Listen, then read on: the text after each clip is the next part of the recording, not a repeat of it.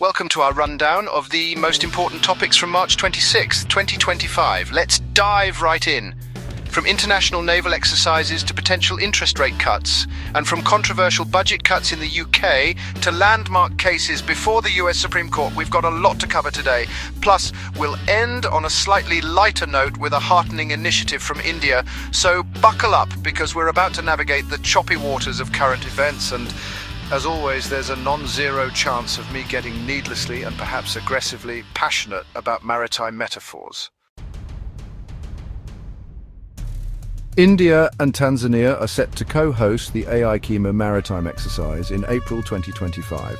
Now, before you assume this is just two countries playing fancy dress with boats, let me assure you this is a big deal. We're talking maritime security, anti-piracy operations, and a whole lot of naval interoperability.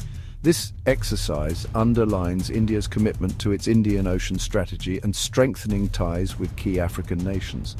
It's like a geopolitical chess game out there, and this exercise, consider it a power move. The Reserve Bank of India, or as we like to call it, the RBI, might be about to make borrowing a tad bit easier. They're expected to cut interest rates by more than 50 basis points in the 2025 to 2026 financial year. Why? Well, it seems even central banks aren't immune to the allure of a good sale. Falling inflation and weak economic growth have them feeling generous. This monetary easing could mean cheaper loans and a much-needed boost to investments. Chapter 3. UK Spring Statement 2025, Austerity or Austerity-ish. Across the pond, UK Chancellor Rachel Reeves delivered the Spring Statement, and let's just say it wasn't exactly met with confetti and a marching band. We're talking major public spending and welfare cuts. Sure, defence spending got a bump, but at what cost? Analysts predict these welfare reductions could push 250,000 more people into poverty by 2029 to 30. Reeves argues it's all about stabilising the UK's economy amidst high debt and inflation, but it feels a lot like austerity with a new, slightly more euphemistic name.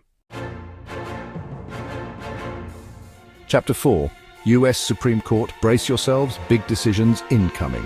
Over in the United States, the Supreme Court is gearing up to hear some of the most consequential cases in recent memory. And when I say consequential, I mean the kind of decisions that could shape the legal landscape for generations to come.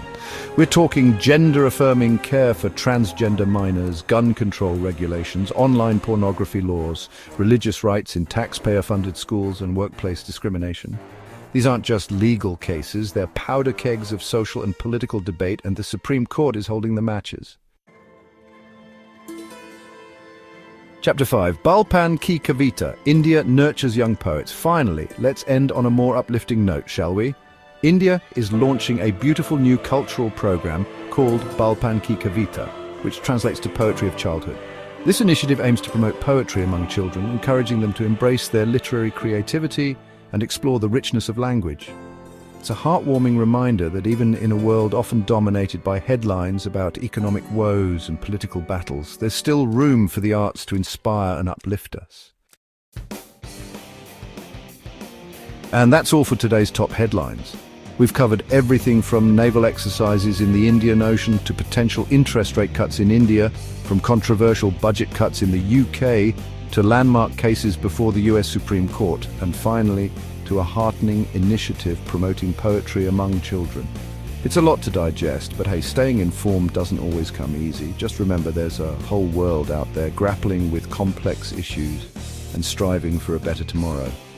Stay curious, stay engaged, and we'll see you next time for more news from around the globe.